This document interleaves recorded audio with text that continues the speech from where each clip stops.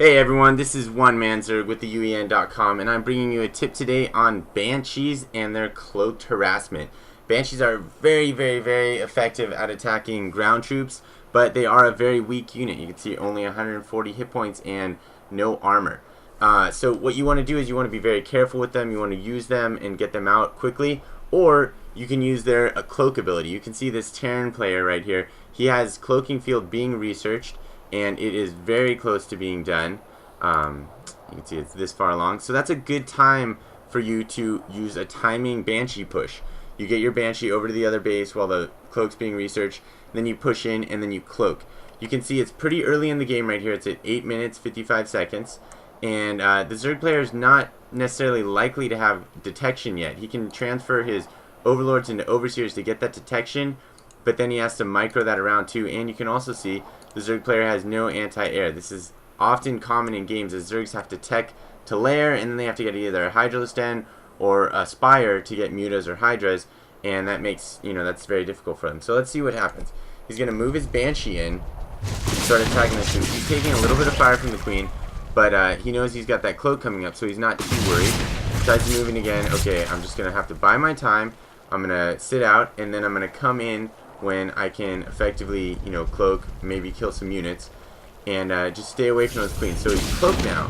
So he forces the Zerg player to get an Overseer, and to get that Overseer down here. So you can see he's building one right now. This whole time he's going to get to attack with his Banshee, and he wants to take out that economy. So he's going to kill those drones, and then he's going to head up to this base where he knows that Overseer isn't. So he's going to make that Zerg player micro that Overseer up there. And while he's doing that, I want you to notice the troops that are coming in over here. While you're doing this, you're distracting your opponent, forcing them to do things they might not necessarily want to do. Now he has to put down the Spire, and he has to wait for the Spire to finish before he can get anti-air defense that's better than those queens. Fast forwarding a little.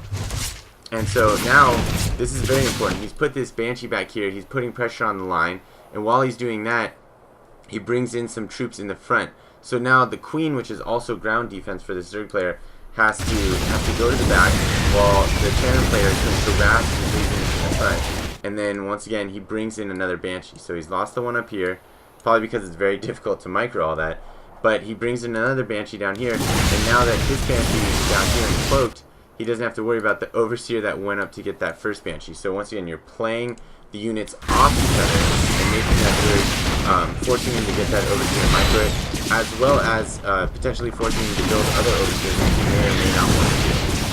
This whole time he's going to get that. And then that's another thing that he did really well right there. Let's see if I can rewind it just a skosh. He has his Banshee right here, and it's cloaked, right? And then he sees the Overseer come in. Okay, no longer do I need cloak, so he decloaks and he runs out. That's a great way to save energy and allow you to recloak again later. And so he pulls that Banshee out, and he's going to put that Banshee again at the top base to harass units up here and potentially avoid the Overseer if he can. And then at the same time, he's going to come in with some more Banshees on this lower base. So you can see this Banshee's pulled off some couple Queens and an Overseer. And while that's happening, he's going to bring in a couple more Banshees down here. Just waiting for him to come in and fast forward. And now that he has these Banshees down here, he can attack without cloaking. His Queen is distracted. And then, as he needs to, he can cloak, so the Queen can attack without, or the Banshee can attack the Queen without worrying about being counterattacked. And he doesn't even have to worry about the Realists, because he sent the Banshees up here and took this Overseer up there and distracted his opponent, so his opponent's trying to micro all this, and he can't handle all that because you're hitting him with the ground attack from the front, you're hitting him with Banshees from the air, and you're hitting him on the back of their base, the front of their base, the side of their base.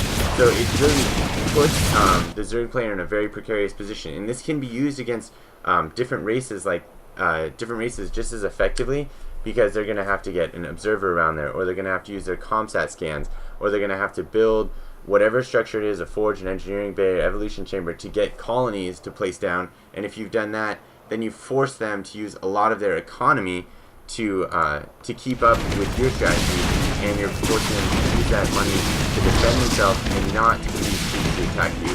So you get a lot of kills, you create a lot of confusion, chaos, slow down your opponent, and put yourself in a better position to win. And then you can see here, this Banshee with cloaking and through all that distraction, this one's got 18 kills.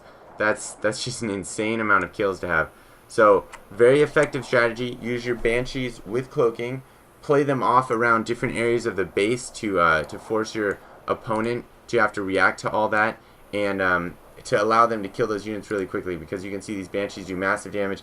I think it's about 3 rounds to kill a drone or a worker of any kind.